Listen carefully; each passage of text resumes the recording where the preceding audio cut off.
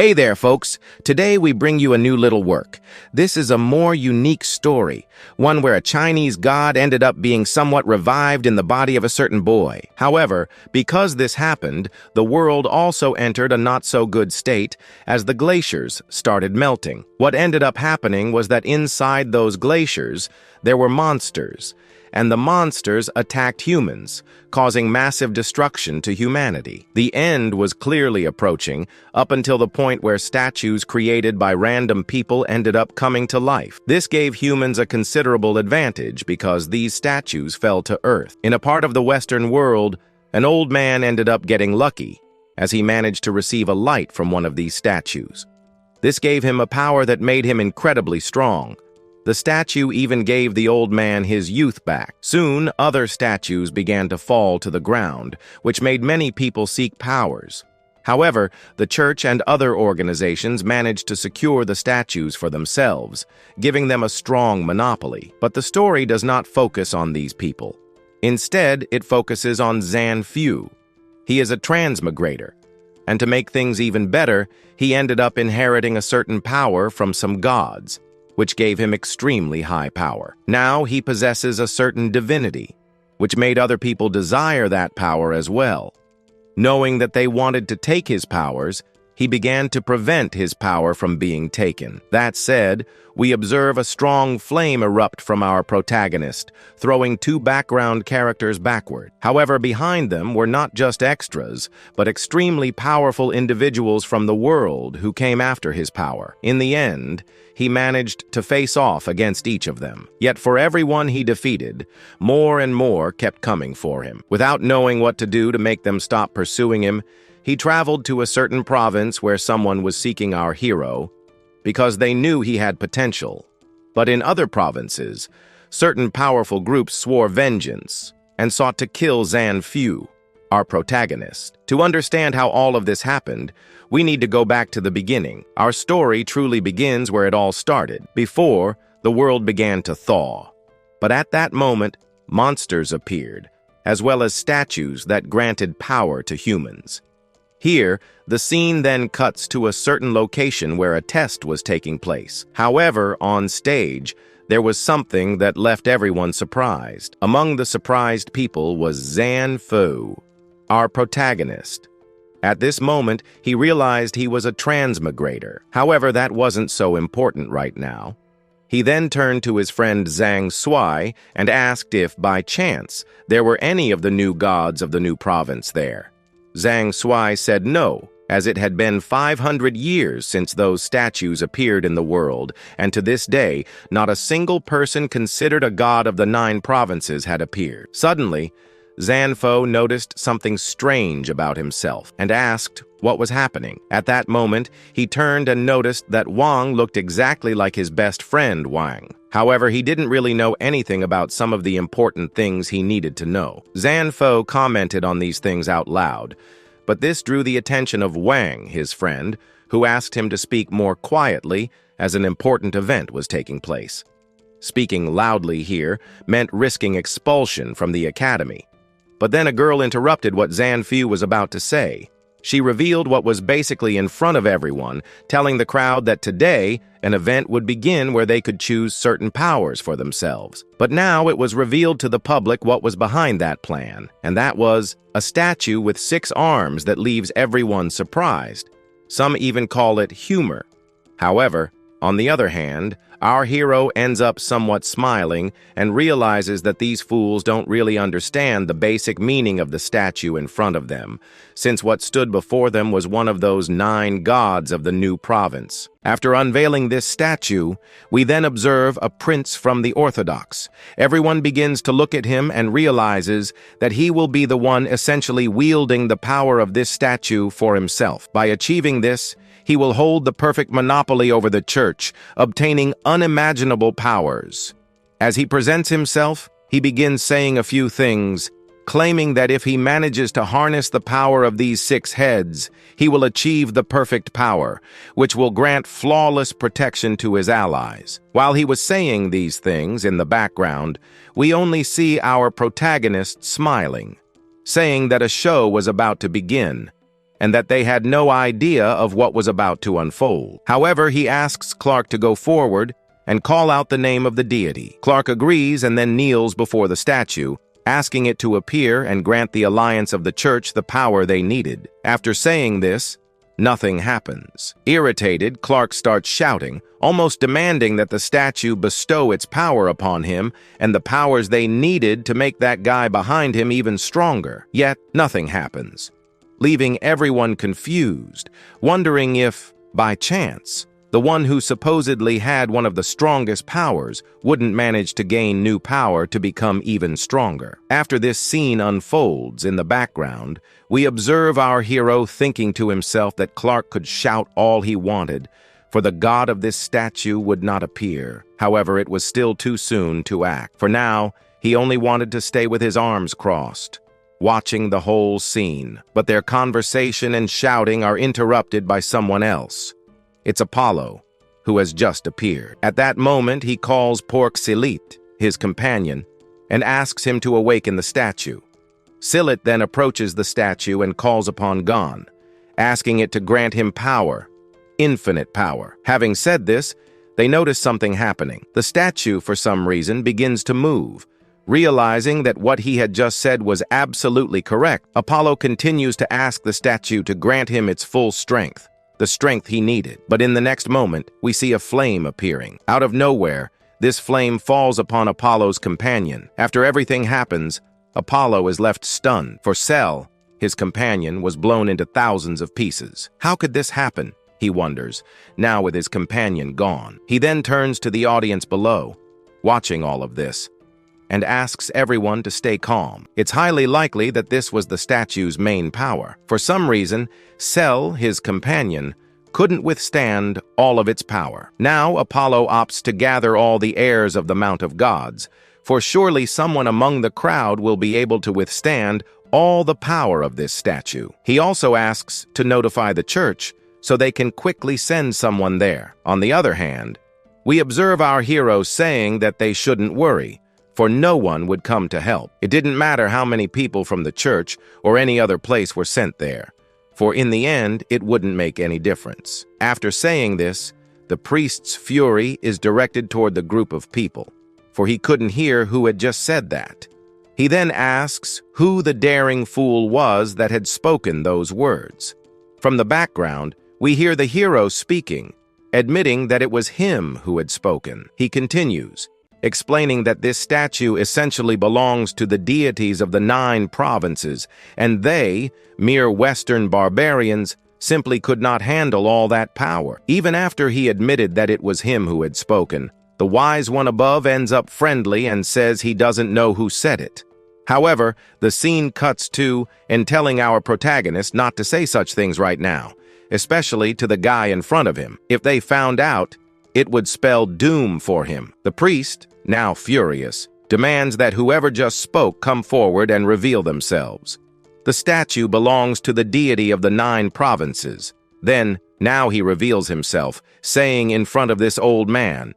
After saying this, we observe the students telling him to repent for what he just said, and then kneel down and apologize. On the other hand, the old man ends up kind of saying that he was a worm pretending to be arrogant, and moreover, he doesn't even care about this so-called deity of the 9 provinces. Then, he starts saying some things while wearing a headband involving Ruin Chan's silk, who also ends up stepping on the wheels of the fire wind while holding the fire spear that pulls the dragon's tendons, which ultimately highlights the dragon's skin. As soon as he finishes saying these things, we see the priest irritated, telling this brat to shut his mouth and then commanding the 3 deities present to attack and silence the boy. However, before these 3 deities could get their hands on our protagonist, he ends up pronouncing the correct words for that statue to grant him power. As soon as he says those words, he asks for the real power to emanate from it, and right after saying this, that extra is thrown back,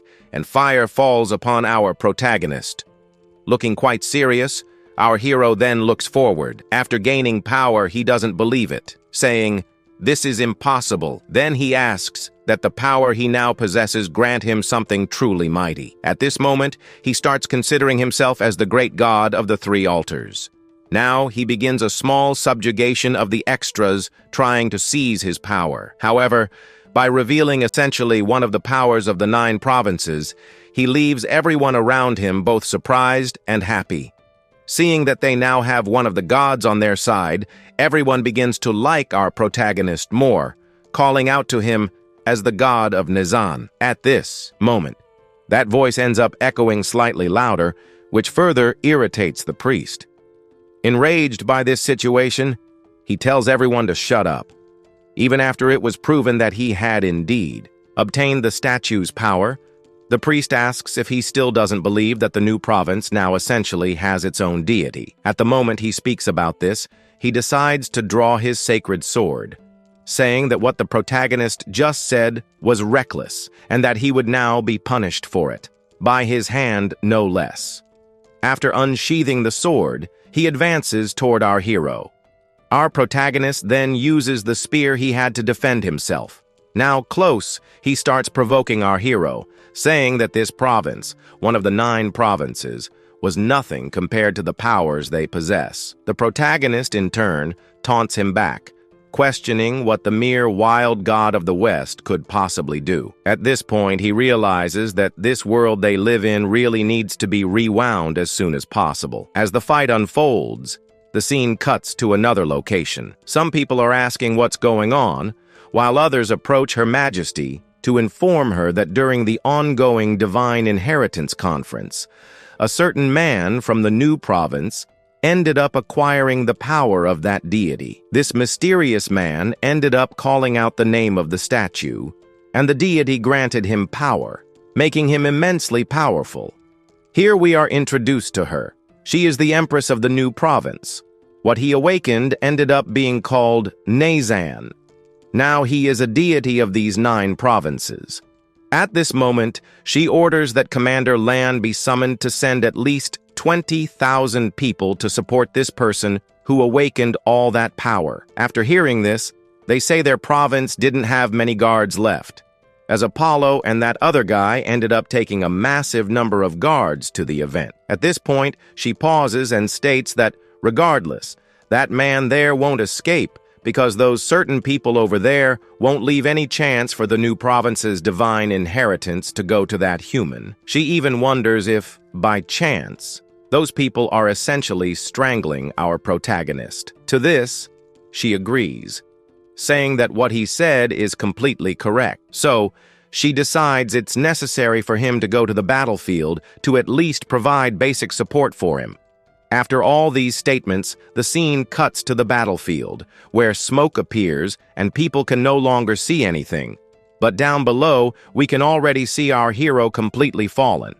They begin mocking him, saying that even though he awakened a god-level classification, he would be nothing since his cultivation up to that point was very weak. Then, one of the gods, who didn't allow this boy to hold on to any power from the new province, says that his judgment will be accepted now. At this moment, he takes one of the arrows he had prepared and fires it toward our protagonist.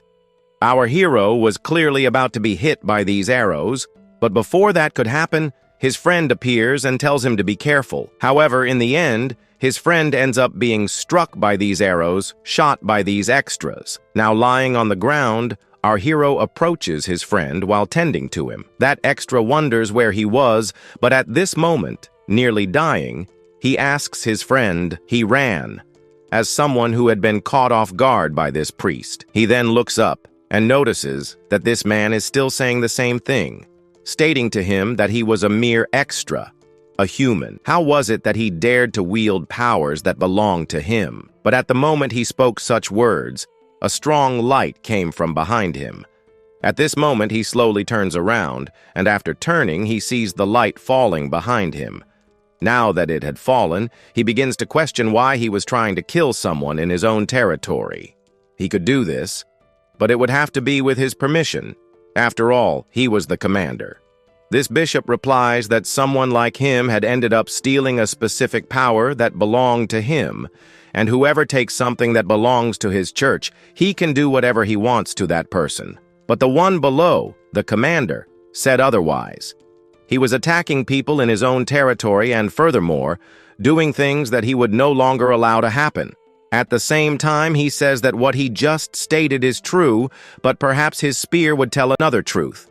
He then points his spear toward this extra and begins to tell him to surrender. Otherwise, he and his soldier would start a war with him here and now. The soldier appears, ready for battle. Now prepared, he ends up questioning whether they truly wanted to go to war with one of the 9 provinces. At this moment, Apollo appears and asks the priest if he really wanted to proceed with this, as moving forward in attempting to defeat our protagonist would basically mean declaring war against one of the 9 provinces. If this continued, it would likely turn into a world war in the near future. At the same time, he reflects that fighting these people below wouldn't be difficult at all. He could have a good fight with them, but his companions and Apollo would certainly die in the end. He might be able to escape, but upon returning to the church would penalize him for essentially losing a massive number of guards. So, he changes the subject but mentions that a certain pope would issue a decree to that boy, and now he turns around and ends up stating that the people of the 9th province would likely pay a very high price. Then, he withdraws. As he leaves, we see the commander asking the guards or anyone present to help the wounded from this event and take them to the nearest hospital as quickly as possible. Now that everyone was evacuated, Robs, the commander, approaches our hero and then tells him that the people from the church and Apollo have retreated. However, it was still dangerous to discuss personal matters here in the open, so he does the favor of taking our hero to a certain place. At this moment, something begins to appear beneath his feet.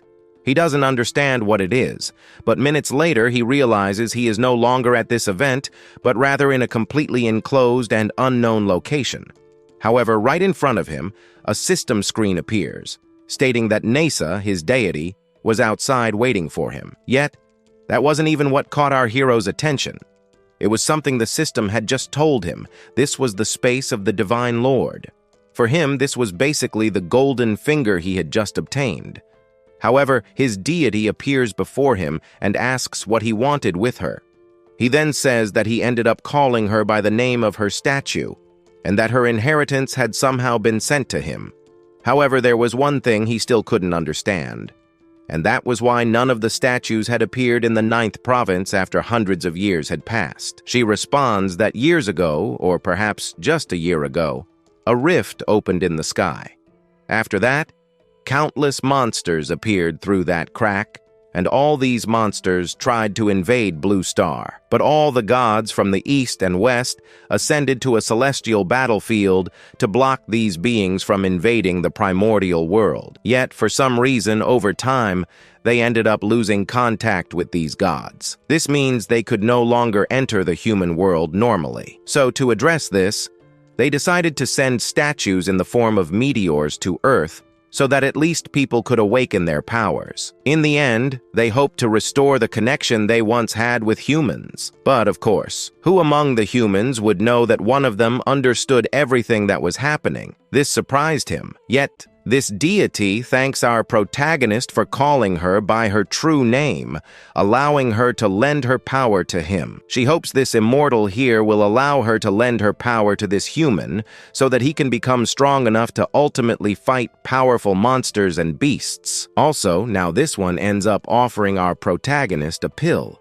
which this pill will make our protagonist have cultivation a little faster. And now that he has given the pill to our protagonist, he would retreat. But it is very likely that in the future, he will need the strength and power of this god again. He wonders if by any chance, in case he needs his strength, he could call his name, and so in the end, he retreats since he needed to return to a certain urgent war. But as soon as he left, our protagonist wonders why that god who gave him power calls him immortal. But now he is no longer worried about it. Although the system gives the answer that in the divine sky space, he ends up tampering with the reincarnation of the heavens. And even though he sees him as human, he can see his true form, thus calling him immortal in the end. At this moment, he takes the pill. After taking it, he notices something different happening to him. That pill basically emits a gigantic power. At this moment, our hero even starts to catch fire. However, the system appears and ends up congratulating him for having managed to advance to the peak of martial disciple. But at that moment, that commander ends up saying he has arrived in the military area. Now that he has arrived here, our protagonist approaches the commander. Here, he asks where he could find a lot of water. The commander then said to go to the end of that corridor, turn right, and go a little further ahead. And then he would reach a certain pool. With that, he could do whatever he wanted inside. And as soon as he said this, our protagonist starts running towards the pool. After running, a girl appears from behind, wondering what was happening to him, but she doesn't get an answer because here the scene cuts to the front of the pool. He finds it incredible. Now that he found the pool, he jumps inside. Inside, we then observe a mysterious light appearing, but this light ends up sucking all the water that was in the pool. However, the system also congratulates him for having managed to reach the peak of martial arts master, leaving both surprised to see that he managed to reach the peak of martial arts master in just a few minutes. What surprises them the most is that he managed to advance 2 levels in a few minutes.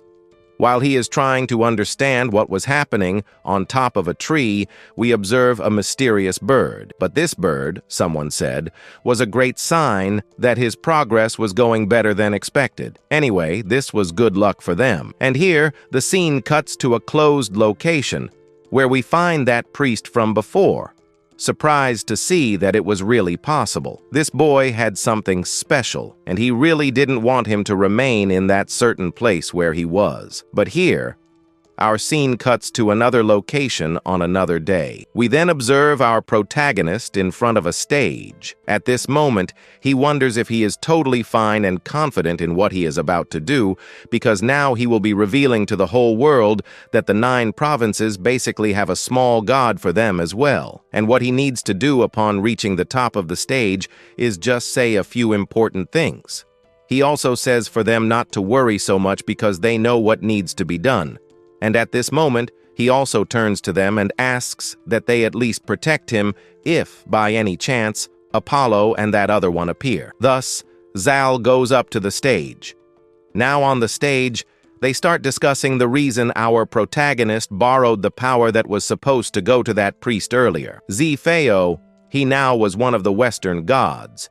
But what he has does not belong to him. It belongs to that priest. He wonders if, by any chance, Zhao Feiyu didn't feel ashamed for borrowing his friend's powers. While he was preparing, the extras start saying that he, the mountain god, and Apollo will be taking revenge, taking his power back. While he said nothing, in the background, we observe that commander asking him to hold on a little longer. People were not attacking him physically, but verbally.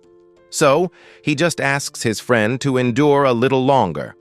Meanwhile, we observe the priest commenting that the people who appeared in this place today were hand-picked individuals. Then he wonders if he will endure for much longer. Zhao Feiyu ends up commenting there that regarding the succession of gods, he wonders if any of them believe or have ever heard of such things. Then he comments there that this god Neishan and god Koso are practically the same. But now comes the doubt if the people around here really believe that there are gods here in Keisho. Then he starts saying to have faith no matter how much you confuse right and wrong, because what you really need to believe in is what you see, sending a very direct message to this priest. He wonders if it wasn't that, and also what he would be doing now. But at this moment, he will show what Neishan really is. A dragon appears, and then he shows it to everyone. Neishan, this is your magical power of your mythology. But in her mythology, she fought against a powerful dragon. This powerful dragon with a single power would destroy the entire city, but she didn't take a single step back. The same ends up offering me a war against this dragon because damage occurred in a certain place, leaving several victims behind. What he was doing now was vengeance. But what he did was just destruction, and if by any chance he wanted to continue, it would be better to fight against her alone. And so, to avoid any more conflict, they end up offering some fair trades there. And in the end, now he would no longer have anything to do with Nasra, and she also would no longer have anything to do with this dragon. However, everything they were discussing was appearing right there in front of them as an illusion, leaving the priest quite agitated because it showed the truth he never wanted to reveal to the public. So, the priest shouted for everyone to stop paying attention to this thing. At that moment, our protagonist points in his direction and ends up sort of saying that the bishop has just revealed to everyone that the goddess he possesses really exists. Having said this, the extras in the background start to wonder why he tried so hard to hide it if Nesna is one of the Western goddesses, considering his parents are from Keisho. And definitely, this guy here was basically trying to steal the divinity of our protagonist. The priest then, being kind of humiliated by the regular folks, feels intimidated and asks everyone to shut up since, according to the Bible, everything that was created in this world belongs to God. So, it didn't mean that just because he was born in Kanjo, it meant anything, as he essentially has one of the titles of gods and can do whatever he wants. Until then, our protagonist decides to speak up, wondering if what the priest just said is really true. In fact, he doesn't only work with words, he works with evidence. He asks himself if by chance everything the priest just said is true. If it's really evidence he wants, our protagonist will gladly show him what evidence is. Then, in the first chapter of the myth of Kyoshi Pangu, the creator of the world, we see destruction happening, monsters appearing in the world. But that wasn't even the main thing because other gods appeared there to fix the damage that the monsters had caused with their arrival in the world. And to give life to the world, a certain god ended up shooting an arrow into the sky where the sun appeared. For this, he ended up saying that everything he said was to clear the name of a certain god, Koso. And soon we see people asking themselves if a god exists in Koso. Everyone is surprised by this, and then our protagonist agrees, saying yes, in this place where they are, there really is now a god, Keisha. And everything he wanted to happen was indeed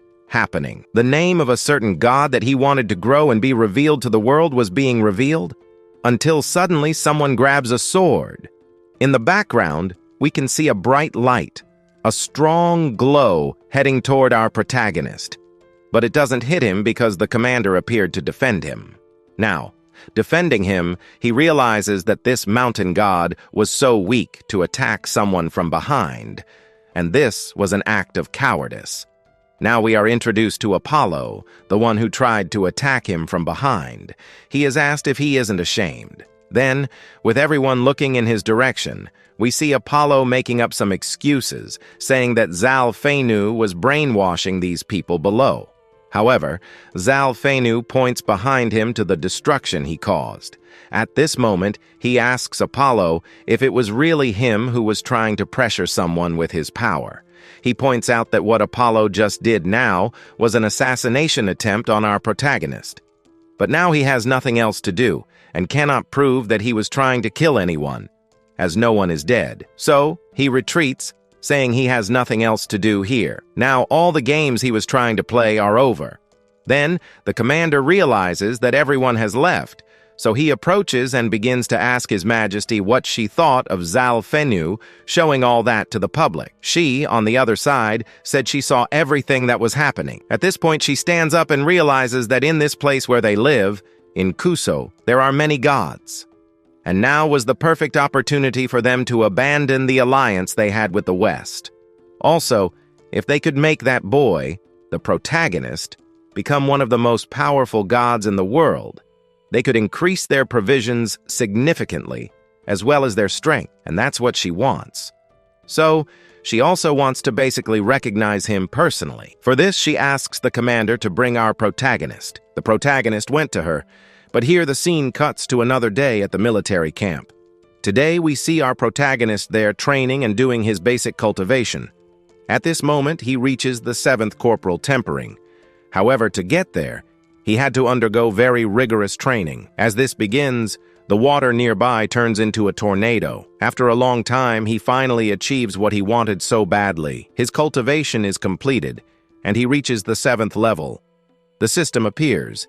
congratulating our protagonist for reaching the 7th level. For achieving this, he gains new abilities, but he doesn't know what they are. He asks the system what these abilities are. The system then shows him that this ability is about reducing space and bending time. In summary, he could cultivate 100 years of cultivation in just a few hours or days. However, his current cultivation is very weak, meaning the evolution might be small but still greater than that of humans. Another ability allows him to cultivate outside his home. For him, this was perfect since he could cultivate within 100 meters of his home. At this moment, someone appears calling him Feiyu. It was the commander. To everyone's surprise, they ask who the person beside him was. He introduces himself as the governor of that province. As mayor, he congratulates and thanks the protagonist for essentially protecting his provinces. However, he says he has something important to discuss with the protagonist. The protagonist is asked if he is interested in going to Beijing.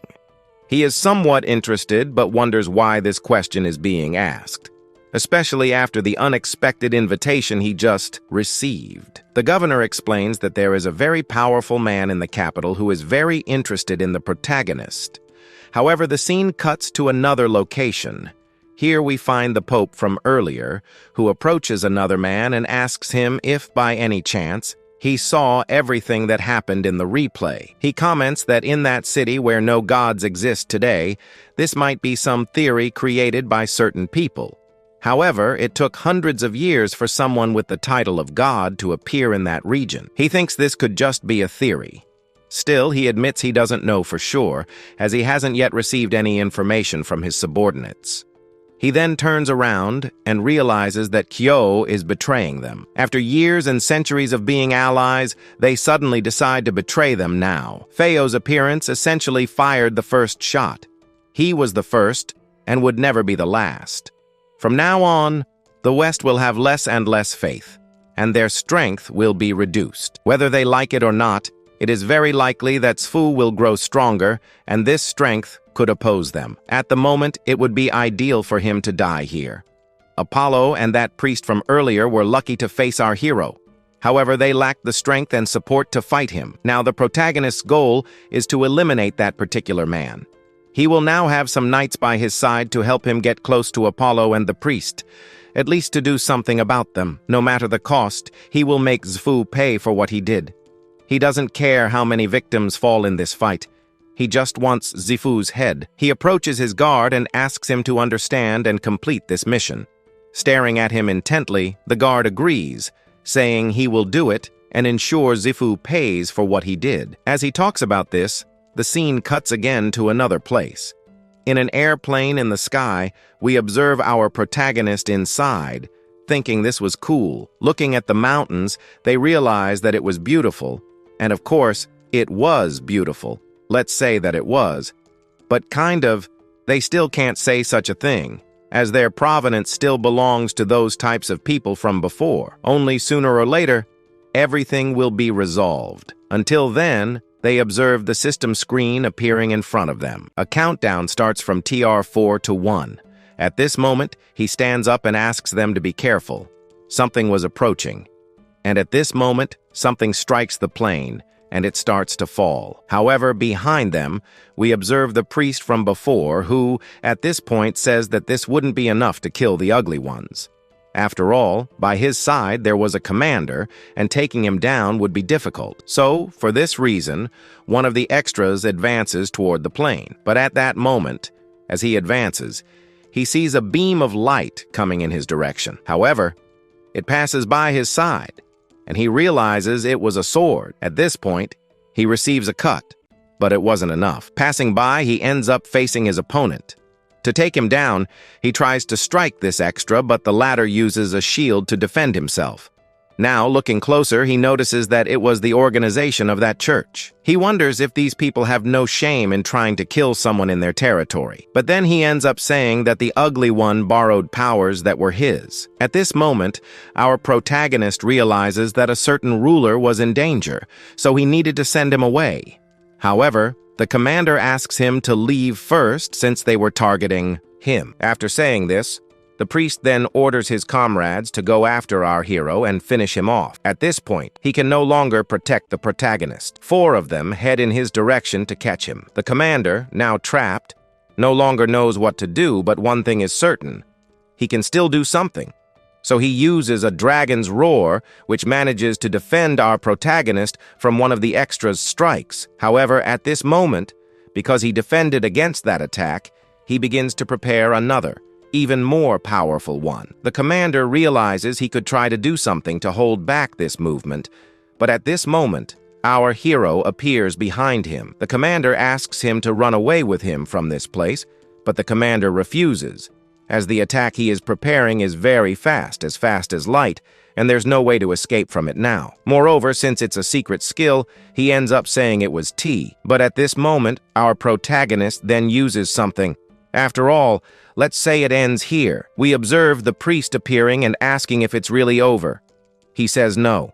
Also, how was it possible? He managed to escape from S, the City of Light. Well, that was hard to believe. In this place, we see that they've just arrived in Beijing. The commander, unable to believe it, asks how they managed to escape such a fast attack like that. Now that he's here, he ends up kind of assuming that he's basically informing the higher-ups. Then it's revealed who really said this. It was the mayor. He's also surprised. The commander is surprised to know he survived. He also says that not only him, but also the pilot and the people who were on the plane are all alive here too. This was shocking. But the most important thing is that everyone is alive. He gives a thumbs up, and the other does the same, saying that this boy has a bright future. The scene then cuts to them entering a palace. Inside this palace, he ends up calling for a certain person. He kind of says he brought the protagonist here, the same one he was looking for. As soon as this is revealed, our protagonist is surprised. And then this person asks him to take a few steps back, but before he can leave, he has some important things to say. She then asks what he wanted to say so much. The commander starts saying that on the way, he was interrupted by a church organization and that he was killed by them. Santa Fe, one of the church organizations, killed him along with Apollo and that priest. But now they're here, which leaves her surprised. She asks how they managed to get out. For this, he responds that Zhao Feiyu, the protagonist, used his ability to help them escape their ambushes, an ability with 100 steps. That's interesting. Then he explains that this was an ability only he had, but he managed to cross 300 kilometers away from the ambush they had fallen into. In the end, this leaves Her Majesty completely surprised, and she ends up praising our hero. But he responds that this is an ability that allows him to compress space. However, he still hasn't mastered this ability completely. Of all the gods, perhaps he is the most powerful god. She wonders if that's it. For this, our protagonist replies, yes. This ability he has allows him to have a pretty good power, which also allows him in the end to become strong enough to destroy stars or destroy any enemy with the snap of his fingers. This raises a doubt as to whether the gods who are currently the most powerful are more powerful than the Western gods. To answer this, our hero says, clearly, after saying this, she ends up interrupting the chat and starts questioning herself about the real reason he is there in her presence. He only answers that he doesn't know, but because of this, she ends up revealing that in some nearby provinces, something like a statue had appeared. However, they are not sure if this statue will grant him treasures or give him a kind of power that would allow other people from those provinces to awaken powers as well. At that moment, realizing there might be a good power there, she ends up inviting him to follow her. The scene then cuts to another place where we find some people gathered. Among those present were also those who had tried to ambush our protagonist. At that moment, surprised by his presence, some of them ask what they were doing there, especially since they had lost a statue before, which had made their leader furious. Now, with the appearance of another statue, he starts wondering if he could take it for himself. At that moment, he hears a strange noise coming from a helicopter. They look up and notice the helicopter landing in that remote location where they are. Cause had also sent people there. Things get a bit more exciting because several guards appear. The guards then give a warm welcome to the Empress. At that moment, the Empress steps out of the helicopter and starts walking. However, the Empress says that all this wasn't necessary. At that point, an extra character appears and ends up saying that she should be greeted personally. He also mentioned calculating the exact moment when he could reach that place and possibly claim the treasures for himself. After saying all this, he invites her to guide them to the right spot, but at that moment, a strong light appears, signaling that the statue there is quite powerful, giving them significant advantages. However, as they look at the statue, another character emerges from behind, saying she has no right to be there since that place belongs to a certain church from his organization. In response, she exerts a pressure that nearly crushes him to the ground. After subduing those characters, she then questions herself about when and why they ended up taking over her territory. This location where they are is Koso territory, even home to some of the most important popes in the world. To remain there, it was necessary to kneel and bow their heads to her. However, they were wasting too much time talking to those extras, and the event was about to begin. She then moves forward to meet the statue, which now belonged to her. At that moment, we can see a journalist commenting live on everything happening. He points to the sky, noticing that the Empress has decided to act, which means that the statue could grant them quite interesting powers. Upon arriving at the location, we observe her looking upward, noticing something approaching. Minutes later, a trail of light appears in the sky, but it begins falling toward the ground. After some time, the object finally lands, causing a huge cloud of smoke. The forest is engulfed by the smoke. Meanwhile, the Empress covers her face to avoid being overwhelmed. After the smoke clears, she finds herself face to face with the statue. The Empress, seeing this statue, asks our hero if by any chance this statue belongs to a certain god Xu. He replies that it is the Ra, the golden mother of Oi. After saying this, we see her turning toward our protagonist. As she does, she asks him if he knows the name of the statue. He agrees, saying he indeed knows its name and is about to reveal it when, amidst the smoke, the shadows of mysterious people appear. Moments later, some figures step out, announcing that another statue has appeared and that it now belongs to them. After saying this aloud, more shadows emerge from the smoke. He warns them not to celebrate too early since they won't allow them to take the statue that easily. They then look in another direction and notice the presence of the Empress, making things even more interesting. However, there's also a downside. They realize she's not there just to watch the statue being taken by anyone. She is determined to claim it for herself. If she succeeds, she will obtain an incredibly powerful force, something they cannot allow to happen. Still, they celebrate prematurely, assuming she does not know the true name of the god associated with the statue. If she gets the name wrong, it is likely she will lose her chance, and the power might fall into their hands first. However, they would need to reach the statue before the Empress, which seems almost impossible. In an attempt to make a good impression, they start guessing a possible name, but they are ignored by her. At this point, the commander behind her pleads with the Empress not to proceed. He warns her that if she goes there and fails to acquire the power, she could die. Moreover, leaving the statue in others' hands would be disastrous. Ignoring his words, the Empress states that our protagonist will follow her. The characters in the background celebrate, convinced that if she guesses the wrong name, she will die. As she approaches, they mock her, hoping for her failure. She starts uttering some words, dressed in a virgin's skirt, entering the gates of heaven, adore and harm shall pass. After saying these words, we observe something happening above her. A mysterious light shines upon her. Minutes later, a voice from the heavens announces that she has now acquired the power of the statue. The extras are left speechless as they witness her success. She was open and couldn't believe how it was possible. She managed it. Now that she got the last statue, they realized there weren't any more elsewhere. So they needed to take it from her. At that moment, several extras came at her, trying to steal the power she possessed. Then he simply ordered them to put an end to it as quickly as possible. But the beauty of dawn, how interesting. But as she kept saying those things, the light grew stronger, and she became much more powerful. The chaos was happening, which left him completely confused about what was going on. He also wondered why the saint wasn't acting.